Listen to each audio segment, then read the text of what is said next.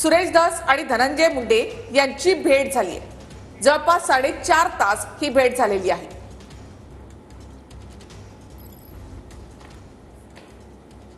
तर आता मला ऐकायला मिळालंय, पण मी काय प्रत्यक्ष बघितलं नाही, त्यामुळं मला लई बोलता येणार नाही याच्यावरती, पण मी माहिती घेणार आहे। पण हे धक्कादायक आहे। मग असं असेल तर गोरगरिबांच्या लेकरांच्या न्यायासाठी आपण लढलात म्हणून या करोडो समाजानं तुमच्यावरती खूप मोठा विश्वास दाखवला होता आहे। परंतु एवढ्या राजकारणाच्या आणि सत्तेच्या एवढा आहारी जाऊन समाजाशी दगाफटका करणं हे योग्य नाही। कारण धसांनाकडून ही होईल ही कदापि ही अपेक्षा नव्हती।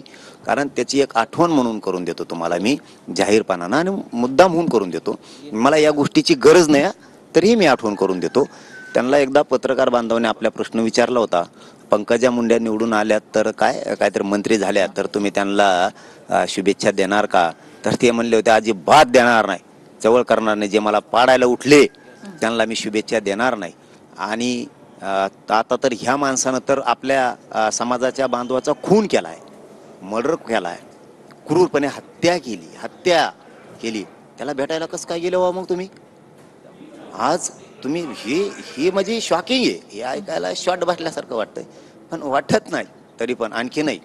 मला विश्वास वाटत नाही की ते गेले असतील, कारण मी बघितलं नाही। अचानक आपल्या बांधवांचे फोन आले म्हणून मी आलोय। मला वाटत नाही आणि विश्वासही बसत नाही।